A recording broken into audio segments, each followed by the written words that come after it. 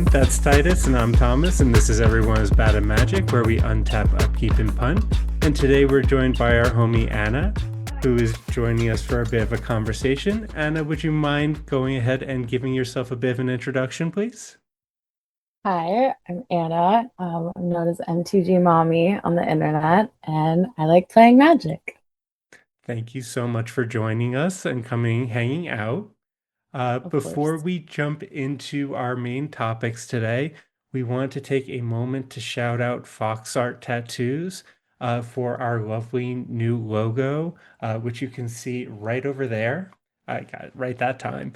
Um, and we have a couple of tournaments that we want to talk about that we're going to be attending coming up, including one of our own. I'm just going to jump straight into that one. There is one called the Stock Up that we are throwing in Colorado that is coming up in April on April 11th and April 12th. It's a charity tournament with all proceeds going to the Colorado's Artists in Recovery, a organization that helps benefit people who are new to sobriety by giving them a place where there's community for them to express artistic intentions. So they throw a lot of events centered around doing art and creating music. It's a really cool charity, and we kind of got an opportunity to team up with the Denver Card Show to raise a little money for it. And we're super stoked about that. So if you are in Colorado and you have a chance to come out, please feel free to join us for that. Our homies, the MTG Basics crew, are also throwing a charity tournament also in April, the following weekend, the 18th. And that one is going to be benefiting the Trevor Project, the Humane Society of Boulder. And we're going to talk a bit more about their twist in a moment here, but it's all annual tournament at this point. It's always a good time. Titus, I think you went to that last year or the year before. I did indeed. It was the Pride Commander event where you could partner up two legendary creatures. I didn't do very well. I brought Master of Keys and Atali, where another local player had a similar idea with Rograk Master of Keys. I like theirs a little bit more. That's still disgusting. That sounds like a hate crime. And Anna, you're throwing your own tournament too. You want to plug that while we're in this space? Absolutely. So my co-host Eddie and I, we have been grinding tournaments together for the past year since we teamed up, and we decided why not take on the most stressful task you can of a tournament and be the TO. Let's do it. It sounds so fun. So we're hosting what we've coined a diabolically delightful day on March 7th. It's a small 32 player cap little tournament we're just hosting on my server. But I'm really excited. We still have a bunch of seats left in it, and it should be really fun. There's a bunch of content creators that are participating, so probably every match will end up being streamed because I've told every individual content creator they're welcome to stream their matches. So if the pods align correctly, every game should be streamed on some platform, which will be really cool. That's sick. I love that. Yeah. And finally, I think I can't speak for Titus yet, but there's going to be a 10K in June here in Colorado, the Siege. Ooh. I'm definitely showing up to that one. That should be the first, I think that's the first 10K in Colorado, which I'm really excited for. But I That's want to cool. cycle back on the idea of every commander can have partner for the Pride event because I have some ideas of what I'm thinking of taking this year, and I'm curious to hear what you all would think of taking to that type of event with the broken ass or the broken things that have been printed this year. And I definitely have thoughts. please jump into it. Okay, so this one like it's almost ridiculous and doesn't actually make any tangible sense, but I think I could make it make sense. It would be Vivi Ornitier and Grand Arbiter. Okay, you gotta walk me through this one because I've heard a lot of VV Ob Nixilis. So what does Grand Okay, Arbiter bring here? Grand Arbiter is we're gonna take the energy of all eyes on me. You guys do nothing and you watch me do this, and I'm just gonna storm off with Vivi with a bunch of stacks pieces on the board. So no one else can actually interact with anything. They just get to watch me do it. Okay, so kind of like having a defense grid in the command zone. Essentially. Yeah, like nobody can do anything, but I can do everything really fast. Okay, okay. Yeah, Titus, absolutely. what would you think of this year? Well, this is a relatively difficult decision. I think I'd probably just pick something random, kind of relatively close to the event. And where I hear all this VV stuff, that's where I would like to be. But, we can pick something different. Yeah, I've been All hearing a right. lot of people saying that they're going to be playing Rograk Kinnan, um, Interesting. which just sounds broken and not super fun, if I'm honest. A little bit.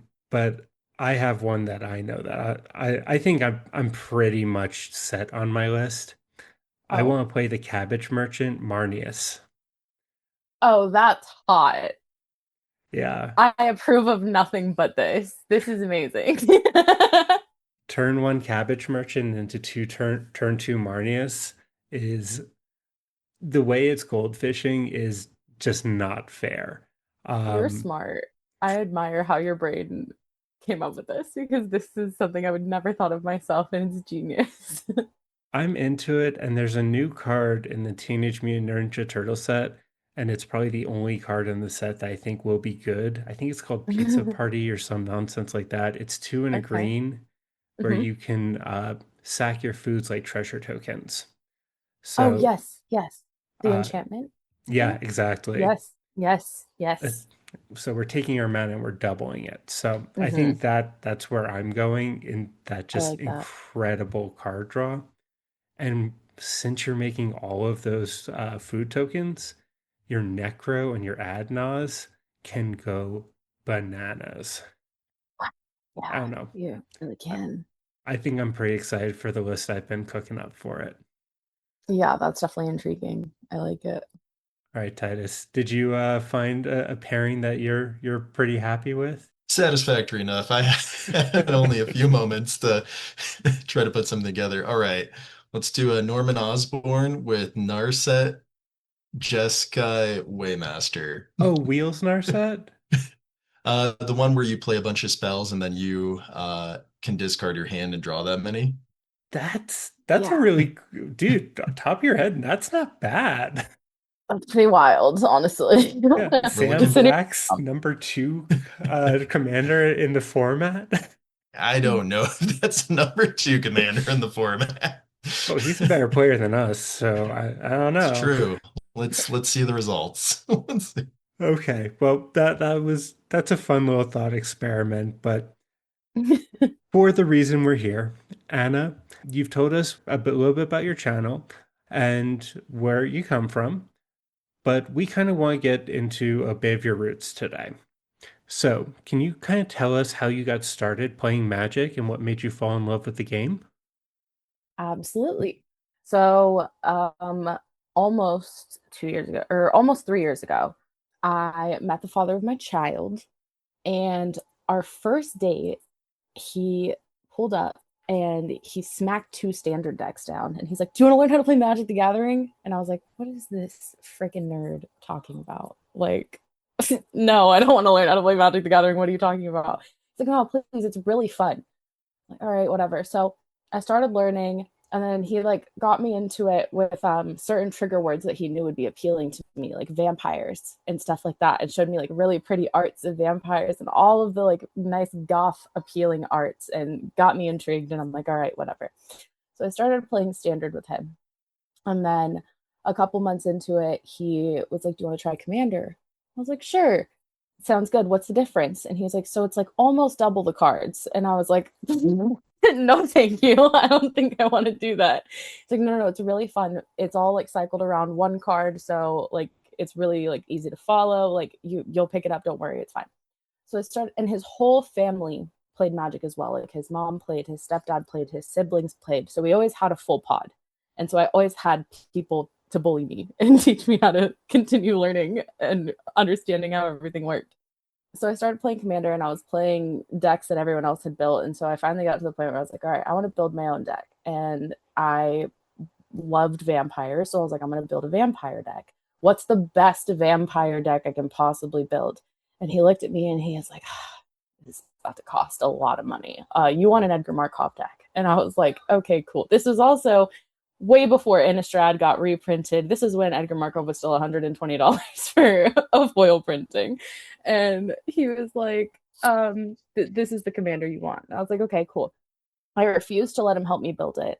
I refused to take it off the internet. I said, I'm not, no one else is putting their hands on this. I'm doing it myself. So I built my deck. I took it to go play with all of them and I steamrolled everyone real bad. And it was really funny. And I was like, wow, that was so fun. I like this. That's when I started getting more involved in like the online community. I started playing Spell Table. And then I built MH3 came out, Shogungar came out, and I really, really liked Shogungar just in general because it was a really cool card. And then What's there's Shil Gengar? I'm not familiar with that one.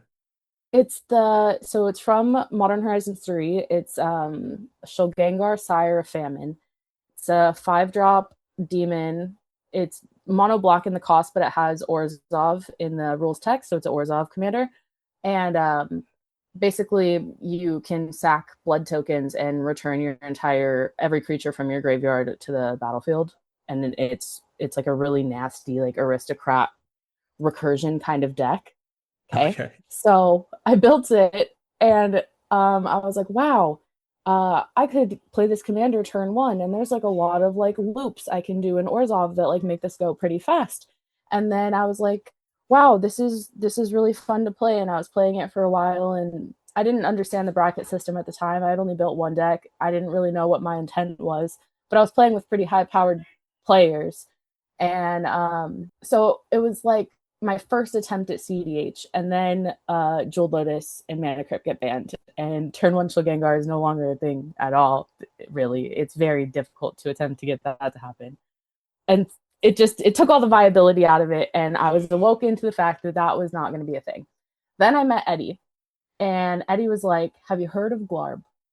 And I was like, Glarb, what is this? What is this Glarb creature you speak of? And he was like, you need to play CDH, and I think this is the way we're going to get you to do it. You can do really cool graveyard loops. You can do cool stuff with it. He's a cool frog. He's in the best colors. Like, you should try your hand at it. And here, just play this list. And I was like, no, no, no, I don't do that. Because I've always been very adamant about like from the beginning of my Magic career, other people have always approached me like, "Oh, who built your deck for you?" And I hate that. I don't want that. I want to be like, "I built that, and it's great." And so I was like, "Nope, I'm not taking anyone else's list. I don't know anything about CEDH, and I am building this deck by myself." And so I did. I built my deck by myself last May, and then I've slowly just gotten my butt handed to me in pods for the last 10ish months and upgraded it and gone to tournaments and learned and adapted. And I think it's a pretty good deck now. And I'm a pretty like skilled, well-known CDH player now. That's awesome. So, Yeah. father of your child gave you two expensive things, and we're not sure which one's more expensive at this time. Um, Yeah, we'll have to see. So sorry. far, this one is more expensive than the child. Yeah. Sorry, I've been sitting on that joke for a minute. That's That's awesome. hilarious. I love it. So you had a pretty quick ramp up. Are you still playing any 60 card Magic, or are you strictly Commander these days? So I am just starting to have an interest in it again. I did the Lorwyn pre-release, which was my first pre-release that I ever did, because I had a lot of anxiety about going to like local stores by myself and going to events just because like girls aren't always treated that well in them. And I just had bad experiences prior. But when I traveled to the East Coast to go to tournaments with my friends on the East Coast, I was like, yeah, I'll go to pre-release. And also going to tournaments has given me a lot more confidence into going into public spaces and playing Magic with people. Pre-release is really fun. I like that a lot. And I've been getting an interest in trying to understand like standard, like on the competitive aspect, because like I just like competitive magic is what I've realized. And so then when I realized that there's other formats that are in CDH that are at that level of competition, that I was like, oh yeah. So I've been studying standard play and like what decks are popular in standard and what's winning and stuff. I don't fully understand it, but I want to. And I'm open to doing more like limited formats and stuff in the future. It sounds like you're kind of starting to close that circle from where you Mhm. started to where you're kind of moving. But that's a Definitely. really short on-ramp. So you basically have been playing Magic for a few years and you jumped right into content creation. Is that something Yeah. that you were planning, or have you done that in other spaces, or was it just like, hey, this is something I like, let's see what we can do? So I've kind of always been on social media, just like my entire like late teens to adult life. I've always had some type of a social media presence in some way, shape, or form. And then I'm also a professional photographer. So I stay very up to date on social media and trends and algorithms and what does well online because it's what literally is the life force of my business most of the time. Whenever I get an interest in something, it's very easy for me to like master it and just shoot myself to the top of it very quickly. Like I kind of make it my hyperfixation until I master it. With the content stuff, I didn't mean to at all. Just one time, I like for absolute jokes, I like posted a funny video with the audio from the like Surfs Up Penguin movie where he's like listing all of the women's names, and it was my collection of Liliana Planeswalkers. And that video did really well, and people were like dying over like the humor tied in with like the magic stuff. I was like, oh wow, people like this. That's funny. And then I posted another video that was just kind of like a dumb little joke that was like something that was trending on TikTok in other categories of life and like different social media things, and I tied it in with magic, and it was another thing that went super viral because it was really funny and no one thought to tie it in with magic. And so then that kind of happened on accident. And then like one of the first groups of friends that I made that I like consistently played spell table with and hung out with on Discord and stuff were like all of the streamers for Cash Cards Unlimited. So I kind of like became friends with like pretty prevalent people in the community like very early on. So after like a few months of being friends with them, I went to MagicCon Chicago last year. And so that was like around the time that I had just started posting videos. No one knew who I was. By MagicCon Vegas that summer, I had people walking up to me and knew who I was. It was a very fast change of pace. I had like the guy who pulled the One Ring and sold it to Post Malone, because I'm friends with one of the streamers, knew who I was and was like, "Oh my god, MTG Mommy, it's so nice to meet you." And I was like, "I'm gonna throw up on the floor. Why do you know my name?" Like that's crazy. Like it was a very fast acceleration that kind of happened on accident. I was just having fun and playing Magic with my friends and posting silly videos. That's awesome. Yeah, it seems like you have your finger on the pulse of the memes of the short form content in I a way try. that us oh, well we're MTG boomers at this point. So we've been deep diving your content over the last few weeks since like I've never seen most of these things. Is this what the kids are doing? Um My content is also like I want to say dramatically different than most other Magic creators just because I come from like a different level of like Gen Z brain rot social media stuff. so I think you were talking about uh Gen Z brain rot. Did I say that right? Yes, indeed. That is what we were referencing. So I feel that um because like so I'm 28. So my content is tailored to my age and Yeah. and my stuff or whatever. But I have 10 siblings and they're ranging, the youngest is currently 13. So I the 6'7", the new stuff, it's constantly being fed to me. My little brothers are sending me the craziest memes, the dumbest stuff on the internet, and so I'm kept up to date with everything.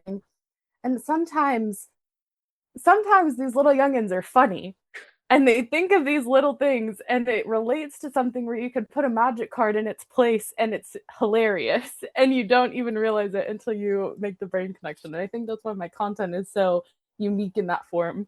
Yeah, I mean, that's a niche that I think is worth filling. Like, that is a smart Definitely. way to be approaching this. Yeah, for sure. And I also think it's different as like a female perspective. There's not a lot of girls that play CEDH. And even if there is, like that, like while there are a like huge amount of women that play CEDH, I'm not knocking it at all. There's not a lot that show up to tournaments. Like most of the time when I sit down at a tournament, there's like one or two other girls. If you see another female's name in your pod, you can snipe across the room where your pod is at because there's only one other girl in that room, or even femme presenting. Like there's only one other person who's got the pink shit on, and it's in almost every single tournament. Yeah, you're 100% correct. And shout out Sylvie. I mean, for Heck taking yeah, down dude, that was sick. I was Fishbowl. hyped. Yeah, Yep.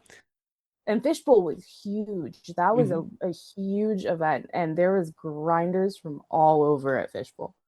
yeah. Um, Women are underrepresented in Magic in general, and that's Straight up. not because of a skill issue.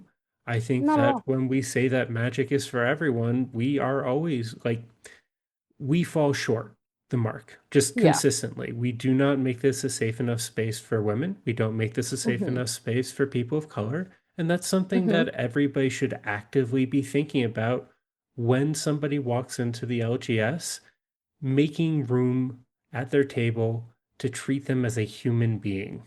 Because, Right.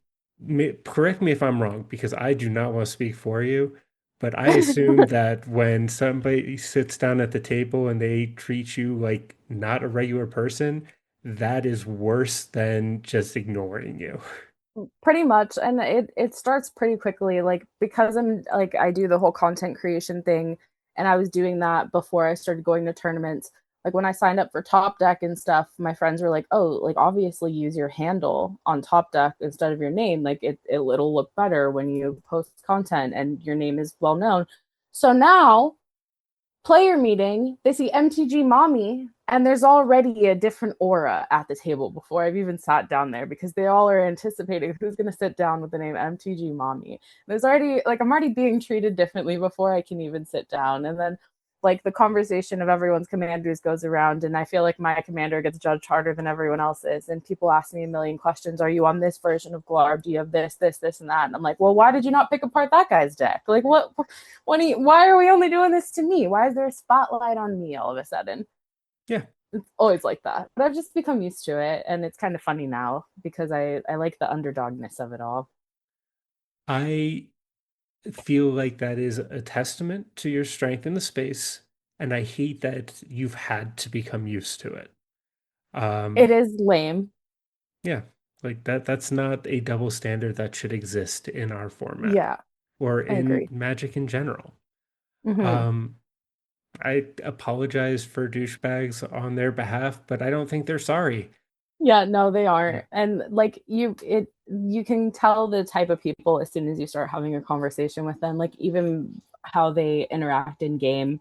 Like you can just tell some people don't respect women or want to be around them, and you just kind of like make your game actions, play your game to the best of your ability, and then you walk out. Like that's all you can do. Yeah, I think that is the best way you can handle that situation. Whereas I look at Hmm. your deck and I just see that sweet Glarb altar, and I think that's pretty cool. Right? Um, Thanks. and then I might ask about the deck because both Titus and I have built and played that deck before.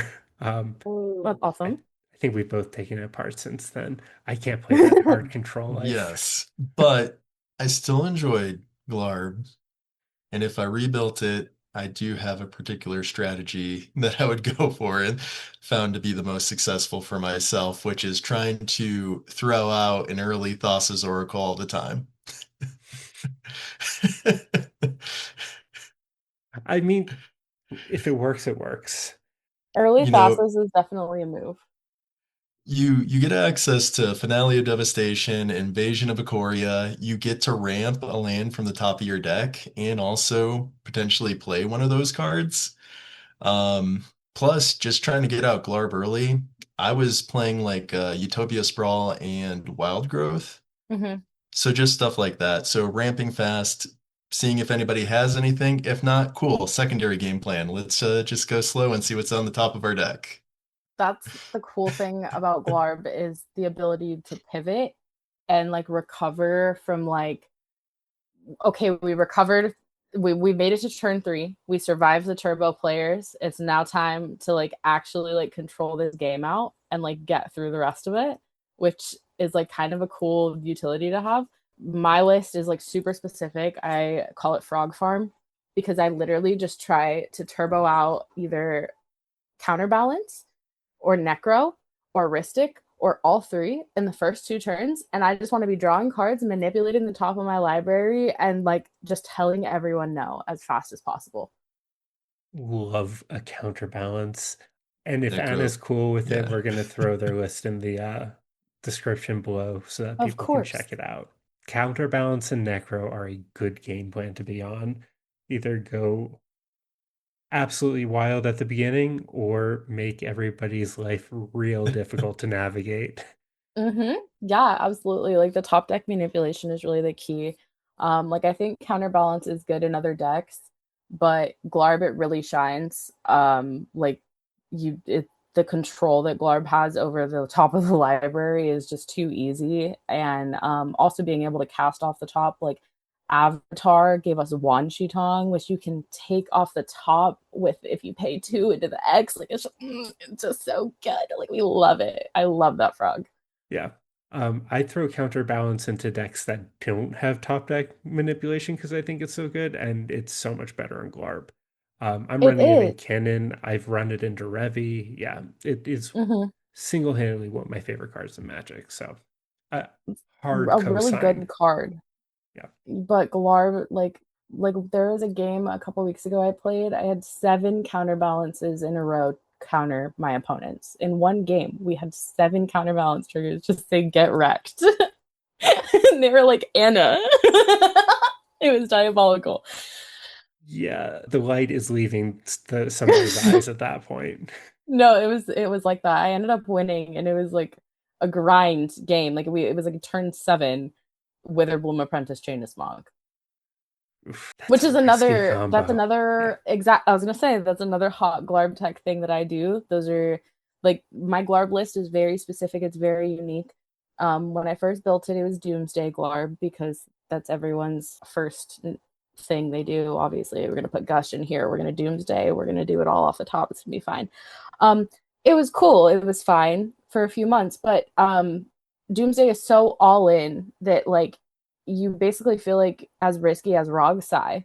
Like when you're casting something like Doomsday, like you're taking every possible other out away from yourself, which I think defeats the entire purpose of Glarb being able to fall back and pivot to mid range. So I was like, you know what? Doomsday out, Necro in. And then we just went full focus on top deck manipulation, turboing out combos as fast as possible, and farming straight up value while also controlling the table.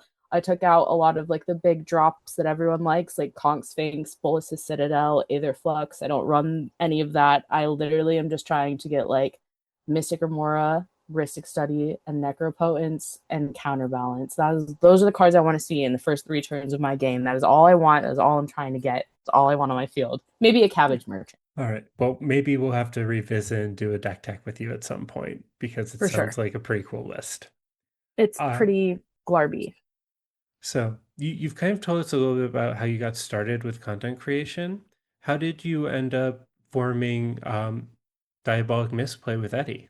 So Diabolic Misplay actually existed before I did. He was already streaming and doing his thing of I want to say at that time it was pretty 50-50 on casual magic and CEDH content at the time. And then the first stream I did with him was in like March or April of last year. And then like a week or two later, he was like, hey, my fourth dropped. Can you fill? And it became like a recurring thing for like a month straight. He's like, "Hey, my fourth drop, can you fill? Hey, my fourth drop. Hey, I don't have anyone for stream. Could you be on stream?" Then after like 2 months, there was a day I wasn't on, and like five people were in chat, like, "Where's Anna? Where's Anna? Where's Anna?" And he was like, "Do you want to like be my co-host? Maybe like, do you want to like do this like together?" And I was like, heck yeah." So then we became co-hosts. That's awesome. And for the people at home, do you want to give us the elevator pitch for Diabolic Misplay? Oh And yeah, absolutely. Totally. I never get to do this. That's so fun. He always does it for me. Diabolic Misplay is a Twitch show where we stream mostly CEDH. We're pretty hilarious and degenerate like, but we also both frequent tournaments with like the best people in the country. So like we play some very serious games of Magic on our streams with a nice even amount of debauchery to even it all out. very cool. Yeah. And do you have a regular streaming schedule that people can check out? Yeah. We stream Saturdays at 9 p.m. EST on Twitch at twitch.tv/diabolic display. Awesome. That will be linked in the description as well for people to check out. So Glarb is like your main CDH deck right now. Have you been looking into any other commanders or have been playing any other commanders as well?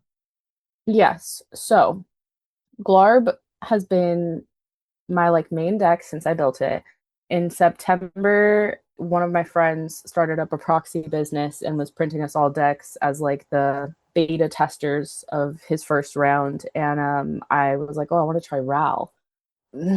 I am not built for that kind of Magic the Gathering. So I played Ral for like 2 weeks and I changed it to a VV deck. VV was really fun to play and I enjoyed playing it. It's cool. I have nothing bad to say about it. I won a bunch of games on it. It's a cool list. It's very straight and to the point. You put Curiosity on VV, you get out Harmonic Prodigy, and then you cast spells. Simple. Then I had a taste for True Speed and I built Rogsai. It's fun.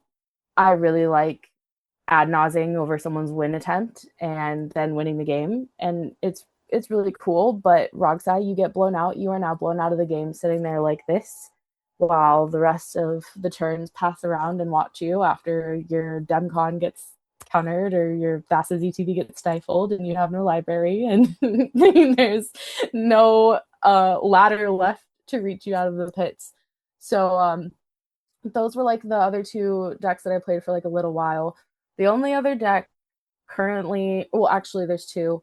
I'm playing Gyruda, which is just disgusting. It's all That's clones. spice. I love it. It's super spice. I can take zero credit for it. My really good friend Notorious MTG built the list, and he played it in tournaments and stuff, and made a name for the Demon Kraken. And he is now on Arkham Dagson, being a degenerate, doing all of that stuff. But someone randomly in my chat one day was like, "You should play Gyruda." And I was like, "Wow, that's so funny. I have the literal best possible list that one could ever have for Gyruda. So I'm just going to play Notorious's list exactly how it is." And it's so fun. Like, I just love the no one else plays the game and I just mill everyone out and then just clone, clone, clone, clone. I think it's so great.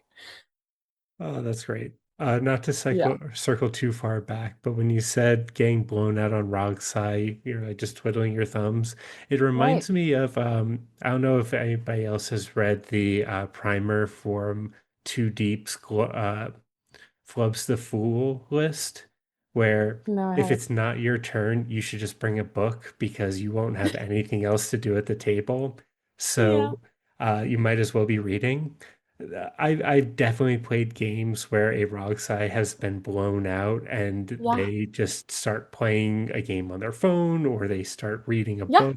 And that just feels like a good use for the Raw's turn because, or sorry, not Raw, Rogsai, because they explode and win or they explode and lose. And it feels like a slot machine sometimes with that deck, unless you're Jason. It Look, definitely is. And they play for you the just early always game. win.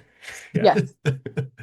Like my first CDH tournament ever, um, I was in seat four and there was a it was seat one Rog Thras, seat two was Rog Sai, seat three C3 was Glar, but I was on Ral for this tournament because I was dumb and my friends allowed me to play a deck I'd been playing for 3 days instead of my Glar Bliss that I had been practicing for months for my first tournament. Um, and Never done anything Rogsai, exactly like that. completely unrelatable thing to do. Rogsai went down to four and won on turn one, uncontested. No one had anything to say about it. I was like, wow, that's really cool. Rogsai is really cool. And my friends were like, honey, no, that doesn't happen. That is a really rare occasion. That was the best day that Rogsai players had in a long time. Like, I don't think you understand. That doesn't happen like that. Yeah, I mean, it's a high variance deck for sure. Definitely. So, what is on the horizon for your content? It seems like you found some formulas that are working really well for you. Do you have any additional avenues that you're looking to kind of explore? Yeah, we have a couple ideas that we've been cooking up that we want to try to start doing. So a lot of people have gameplay content, a lot of people stream gameplay, but there's not a lot of people who put out like after game breakdowns of like the pod itself, the four people like having discussions of like everywhere we punted, interactions that we missed, some a draw trigger that was missed that would have changed this in this way, or maybe we targeted something that should have changed something. So we started doing these recaps after some of our streamed games, which is really cool. And so I want to start doing more YouTube videos and more yappy-ish content of breaking down games and talking about like the meta, new stuff coming out. I've started to spec cards, which is like something that like these Magic nerd boys love doing all the time, and I realized that I kind of have a bit of because I play CDH, I know what's going to be good now. So I can look at cards upcoming from a set and you go, oh, that's actually playable. And even if it's not playable in C, I know it's playable in some bracket, you know? So that's a cool thing that I've been able to implement into my stuff. Oh, very cool. I love the idea of a post-game discussion because Yes. we all, like, I don't care who you are, every single person wants to talk about the game afterwards and say, well, I would have won if this happened. Or Exactly. Everyone has that sentence, everyone has that turn where they're like, well, if I did this differently. And it's really nice to get it out because then there's things that people bring up and like you end up learning more about your deck and like what you really could have accomplished there. absolutely. And it Yeah, kind of opens that avenue. I reflected all my losses after my games. Well, yeah, for like the next 3 days. Like that's just part of magic. Yeah, it's really fun. Eddie and I, we have our VODs from our stream. They automatically save after our stream. So when one of us messes up really badly, um, so whoever's more embarrassed will give the task to the other person to go clip the stream, so we don't have to go back and cringe at the pun or like the bad thing that we did.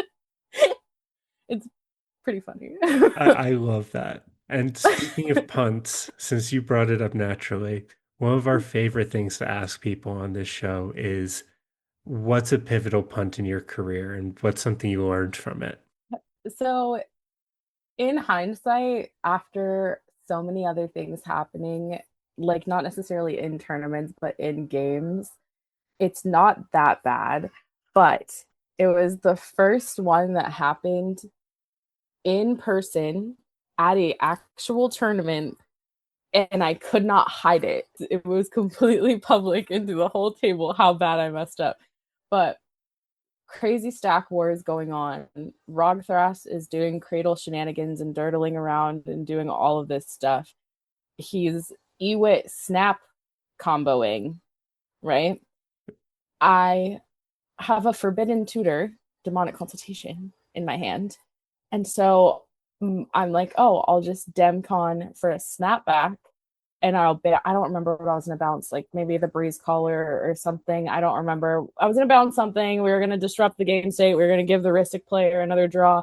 We were gonna do things, right? I cast that Demcon, and I'm making eye contact with his Snap on his field, and so I name Snap instead of Snap back. And Snap is not in my deck. So I then fail to find and can't actually interact and continue at all. And it was like actually terrible. I almost cried, but I didn't. It was really bad. It was like the biggest L I think I've ever taken. I was just shaking my head. And it was one of my friends too, was the Rock Draft player in which this is occurring. And so he was like just looking and like shaking his head, like giving me this look like I'm gonna make fun of you so hard of this after this game. Oh Yeah, it my was great. good. That's the type of thing that almost becomes a nickname. Yeah, like no, literally, like it was almost a meme. I'm glad more people weren't paying attention to that because that was actually insane. Oh, I'm so sorry. That, oh man. Oh, the I'm pretty sure legendary one. I'm sure we've all had that DevCon moment. Yeah, it was Yeah, I a Hail mean, Mary. yeah, and kids, the hidden lesson here is if you ever have to put a decon on the stack to prevent somebody's win, offer a draw. Offer the draw. Just offer the draw then and there. Save yourself the pain. Oh, that's oh, thank you so much for sharing that one. I love that. That might be my It's favorite my one. most embarrassing one ever, so you're welcome. Yeah. Look, they're very similar in words. Yeah. Okay, they are, and that's the problem is that like literally like so like when you're in a tournament you have the whole visual stack going on and we have all of our cards in front of us in between our four boards and so I'm like looking at his Snap next to his Ewit like and like my brain just turned off. Yeah. It is a completely understandable mistake, and Yeah, we have all died to a demonic consultation when it was 100%. preventable. Yeah, I've my biggest punt is in a very similar vein where I could have gone a tainted pact and I just grabbed a decon because I felt hurried. And then my food chain was in the top six. If I'd grabbed the tainted pact instead, which I had the mana to do, I had the time to do, I would have won a game. So yeah, instead, yeeted myself into the sun. Demonic yep. consultation does not live in a lot of lists, is one of my first cuts. Yeah, it's like not really that great of a card. Like I've screwed myself with it multiple times. Like even just recently, um, I tried to reverse Thoracle, and so I used my Tainted Pact to dig down and get the Thoracle, but my Thoracle was the fifth card down from my library and then someone cracked a ranger captain in my upkeep and so I'm thinking I'm the smartest person in the world. I'm gonna just do it right now and they're like no, you're gonna exile all of your stuff, that's gonna get countered, and then you're gonna go to your draw step and you're gonna draw from an empty library and you're gonna lose the game. And I was like, this is true, these are all facts of things that are happening. Yeah. Yep. Okay, so we know that you're throwing a tournament coming up soon. Do you Mm-hmm. have any other events or things on the horizon that you're looking forward to? Yeah. So I'll be at MagicCon Las Vegas. Heck I'm yeah. Well, going let's catch some games the while we're full out weekend. there. Absolutely. I would love to. I the only thing that appealed to me at all in ticketed play was the Lorwyn two-headed giant. So if I find a friend who wants to go with me and do it, that's probably like the only actual like sanctioned thing that I really want to do. Otherwise, I will be there with my CEDH decks ready to jam all of the games. Yeah, that's pretty much how I'll be spending most of my time is jamming games with the homies. So Yeah, we'll find some time for that. sounds Uh, great. outside of MagicCon, anything else coming up, or is that the big one? MagicCon's definitely the big one that's coming up super upcoming, a little further ahead. Eddie and I are featured creators for Commander Sealed in Rochester, That's sick. I've which heard is in great things about September. that event. It's sick, dude. If you ever have the means and the time to make it out to one, it's super fun. So you open 14 booster packs and you build a commander deck, and then it's like 3 or 4 rounds that you play with it, and it's really fun. The packs are super cool. Your build pod is really fun. You can share and swap between your 4 pod that you build with. So like pretty much when everyone finds their legendary that they want to build around, you kind of just make piles of the cards of the colors that you're not using and swap and trade and put together a sick little commander deck and then go jam some games with it. They have artists. So last year I got my Consphinx signed and my Ponder signed because Mark was there. The artist who made the One Ring poster was there, which was super cool. It's all for charity as well. It's all benefits the Trevor Project and Trans Lifeline. I love that. That sounds super cool. Yeah, so Um, we're fundraising for that, and we will be there. And there's a bunch of other featured creators that are going to be there as well, which is super cool. awesome. And outside of events, do you have any personal goals within Magic that you're kind of aiming for? It sounds like your community is growing at an astounding pace. It seems like you're grinding tournaments and growing as a player. Um, Mm-hmm. Anything along those lines that you've set as personal goals this year? So my first goal of the year was to top 10 a tournament, and I did that in like the first 2 weeks of the year. So I was like, okay, cool. She finally won a game. I'm not trolling on Top Deck anymore. This is great. So that was really fun. And now I would like to win a tournament this year. That is the goal. And then I would also like to get all of the proxies out of my Glarb deck, which kind of goes hand in hand with winning tournaments because we're down to like 10 cards and I need like a cradle, 3 duels, a mox, and then a couple other little things. But like those things, hopefully I win those and I don't have to purchase them. Yeah, those are big I feel purchases. I feel like that's a thing, right? With the whole proxy thing with like Magic. We start off with proxies, but then we end up buying all the real cards Mhm. anyways for the deck. So that's I started in July or June. In June of 2025, I bought 100 proxies. Glarb was 100% proxy. There was not a single real card in it. And I didn't start putting real cards into it until like I think September, October is when I was like, yes, this is the tournament deck. I'm committing to building this deck in paper. It's a super expensive list, but I'm gonna try. Let's see where I can go. So I had lost my interest in my casual decks. I started ripping the casual decks apart and taking every card that was in Glarb out of the bracket 3 and 4 decks and just started throwing them in a pile. And then by like December, it was like 50%. And I was like, oh, wow, this is actually attainable. Now I just need a couple dual lands and a Gaia's Cradle, and we're basically there. And my goal was so in January I went to go visit my friends in Philly.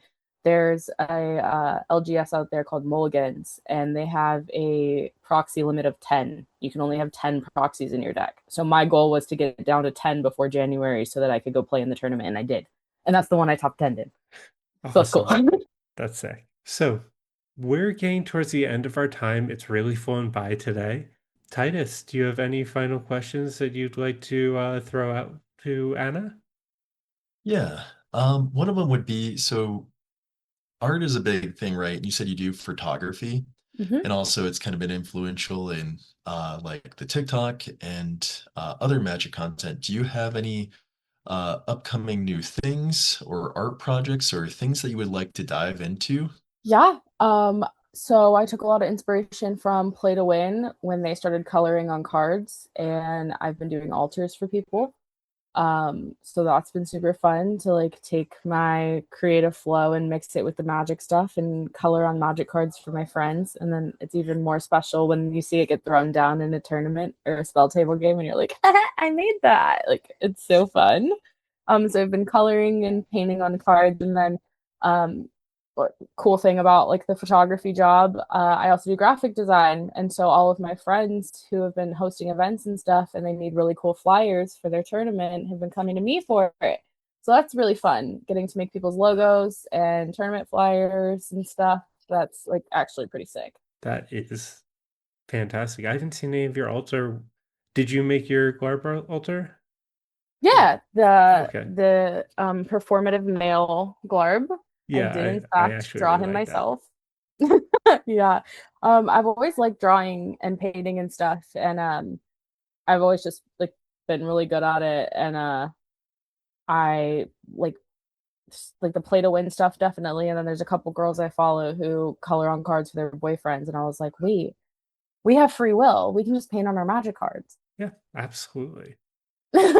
I mean, why Well, not? and I think I do think in Commander, but also in the CDH community, art is a very big thing. And I believe a lot of people, are getting altars done of their favorite commanders or, just having an artist that they may really enjoy do a piece of work for them. Yeah, I've definitely been Totally. diving into altars. I think it's a really cool space to explore, and I think if you can be, I mean, it's the ceiling isn't something that we found yet.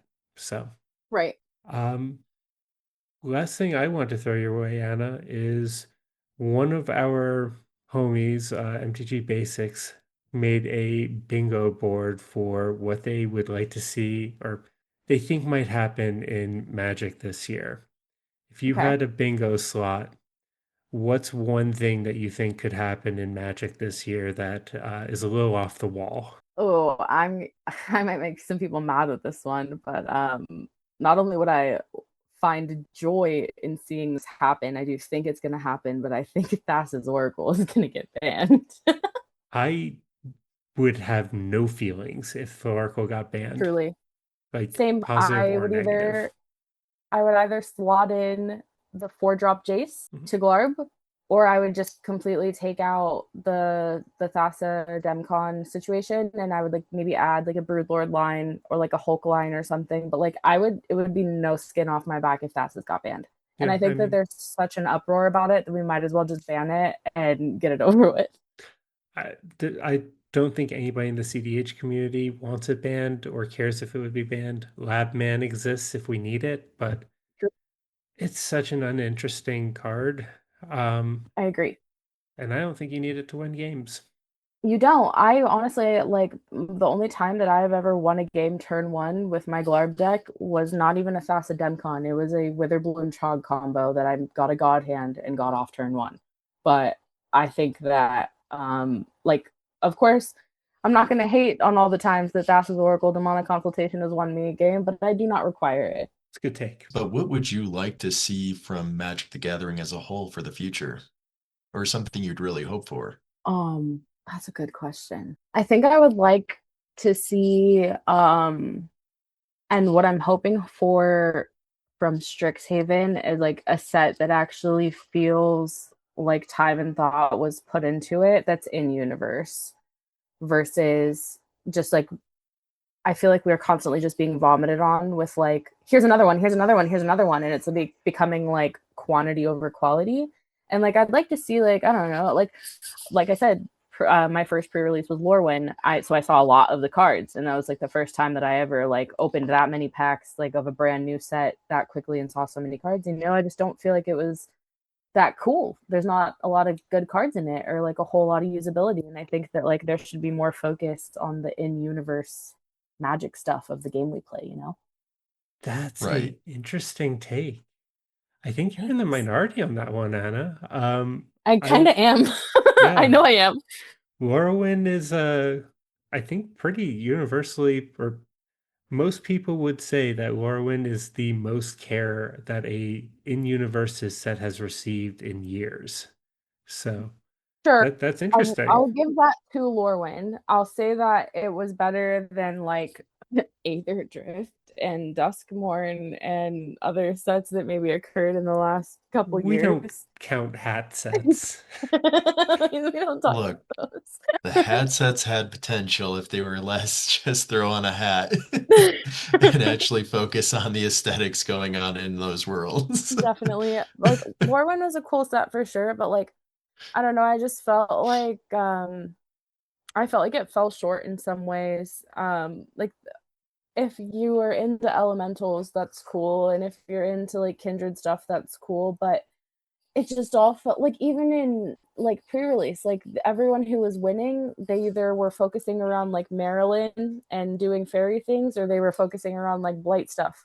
And like those were kind of the archetypes, and that was kind of all I saw. And maybe, the two pre-release events I went to, I just didn't get to see that much coolness happen with it. But I don't know, it wasn't all that to me. It's not something that I would like go buy a whole box of for myself. That is a completely reasonable take. And quite honestly, it's not something that you enjoyed, you shouldn't spend your money on it. So Yeah. that's where it ends. Like, And um, that's why I did the pre-release, because like, you spend 40 bucks, you open some cards, you check out the set, no hexing sculpture. That's fine. We go home. there. I got a god box. Lorwyn was the first time I bought a box of a No, in a while, and I really enjoyed it. I got two hexing sculptures. lucky I'll tell you. you. Um, anyway, Anna, would you like to promote anything before we say goodbye today? Um, no, follow my socials at MTG Mommy. Join my Discord. It can be found in the link of all of my bios and my link tree and all of that. But yeah, come be part of my community, jam games with me, watch my silly memes. Awesome. Well, thank you so much for joining us. This has been an Of course. absolute joy.